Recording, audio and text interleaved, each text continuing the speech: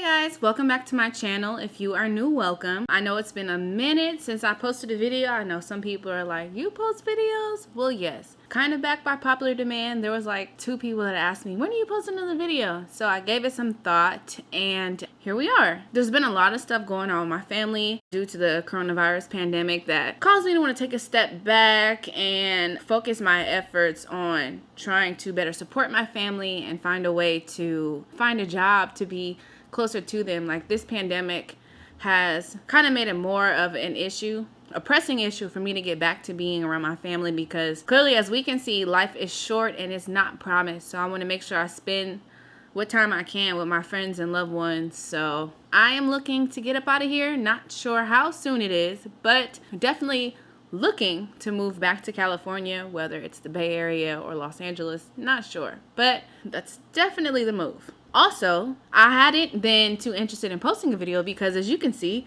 my hair is natural, and I was like, I can't post a video with curly hair, like I look childish. But then I asked myself, why not? Thinking about the reasons why I did kind of feel not uncomfortable, but felt like I had to have like long hair, straightened hair, or whatever in order to, record a video and put it out, made me think, and I'm like, why do I feel this way? I have been helping to facilitate a microaggressions workshop, and somebody shared their story, and it reminded me of a story that I shared with a workshop that I co-facilitated last year. This young lady's story went a little like this. She's originally from Nigeria, and she told us that the school that she attended told all the African girls that they couldn't wear their hair natural. They either had to have weaves or they had to have braids, and the other ethnic groups, were allowed to wear their hair however they desire. But the Africans, the Nigerians, or the black people weren't allowed to wear their hair natural because it looked too coarse and it didn't look basically presentable. So it made me think about what I experienced at my job. This is the easiest thing for me to do. You wet it, you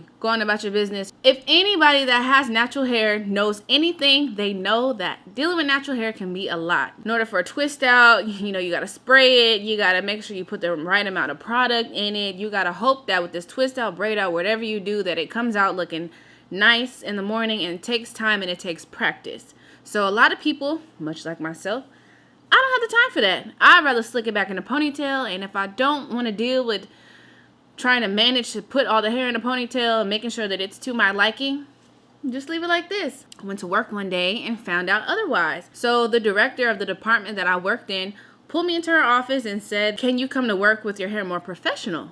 And I was like, what's professional? I didn't understand why my hair was an issue. It was basically just like this. And she told me, it's more professional when it's straightened, or if it's pulled back into a ponytail, not wild and, let out. And I said, well, straightened isn't my natural hair pattern. So there's that on that. I'm not going to take the time out to do that to my hair because you like it, but I don't see why it's an issue for me to have my natural hair out. So for those of you guys who do not know, microaggressions are everyday insults, slights, indignities, and put-downs that minorities face on their day-to-day interactions with, other people. Sometimes it can be an offensive act, sometimes it can be an offensive statement, and the person that commits these microaggressions oftentimes is unaware that that's what they're doing. Being told something like, you can't be black because your hair is so nice and straight. Is that your natural hair? Do you hide all your smarts in your hair? Wow, you look so put together. You should wear your hair like that more often. And it be like a slick back bun. Or also, one thing can be unwarranted comments about how you, or more specifically I, switch my hair up a lot. Like, I switch my hair up a lot. It'll look like this.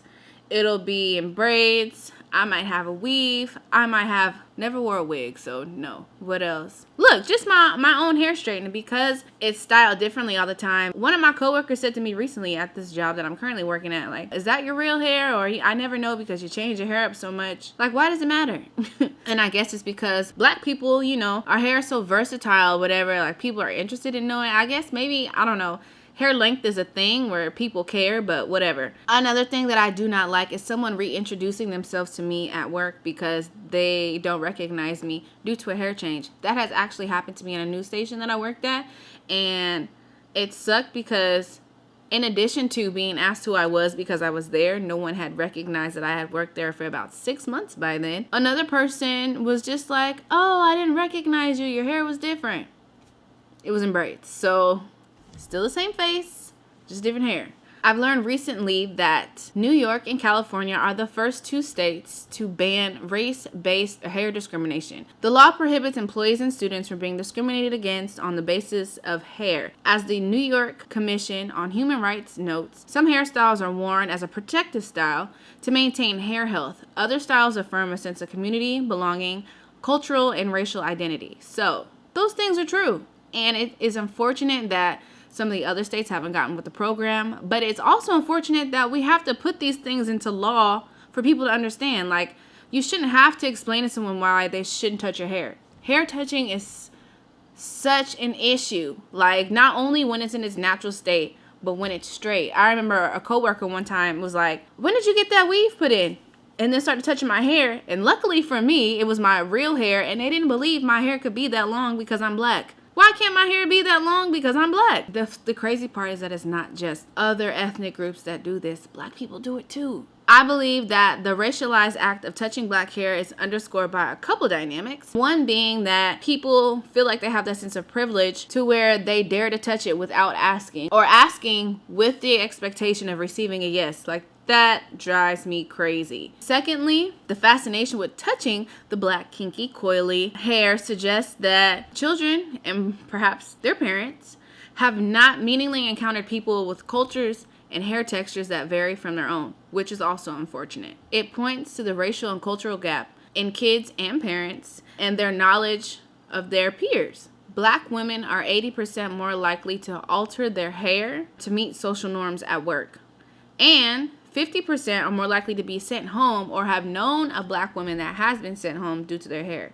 I cannot count how many times I've been told, like, "Hey, can you move to the back because your hair is distracting? It looks like you've been electrocuted. Is that why your hair looks like that? How'd you get your hair like that?" The girl's story talking about the school that she went to, how she wasn't allowed to wear her natural hair because it looked, coarse or whatever the case may be. Like, it is your natural hair and you should not be shamed for it. Like, hearing that story have motivated me to say, hey, even though I'm aware of these things and I'm aware of my experience and being told that my natural hair is not okay, in a time where there has been a movement to be more natural, I hope people can get with the program. Like, they shouldn't shame you for how your hair grows out of your head, like, point blank, period. So I found a little statistic that I'm going to share. Studies like the Perception Institute also concludes that white women demonstrate the strongest bias, both explicit and implicit, against textured hair.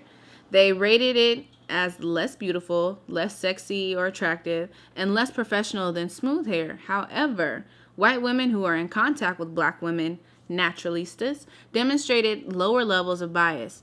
Given that white women make up a large majority of the 38% of female managers who decide what looks are appropriate for work, legal conflicts sometimes ensue. My hope with mainstream media, TV and movies is that there'll be an appreciation of a natural hair and that there'll be a shift in the way that it's accepted. I really believe that the essence of a lot of the issues that we have as far as like racial profiling and whatnot, or even hate crimes, just deals with a communication challenge where people are unfamiliar with something that is other than them. So if they get acclimated with a culture that they're not used to, they'll know how to ask these questions without committing a microaggression towards someone. They'll learn more and there won't be these biased opinions about what's acceptable, what's not, especially when you are more informed about a culture and can become more inclusive. Like, that is very important to me, and that is something that I would like to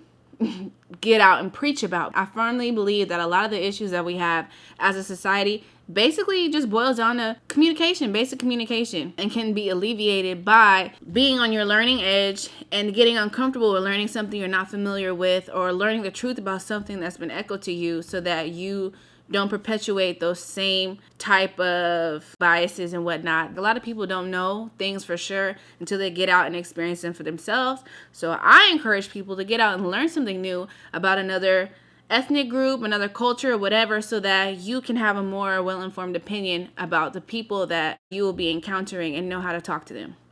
That's all I ask. So if anybody has experienced any type of microaggression in terms of, their hair or anything in general, I would definitely like to know, and I would definitely like to know how you may have interrupted that. I did not talk about interrupting microaggressions in this particular video, but I do plan on doing that. And if you would like to see that, you know, give me a thumbs up or say something in the comments, because I would like to know what you guys are interested in hearing about. I can go on for days about microaggressions. So with that being said, thank you for watching, and I will see you in my next video.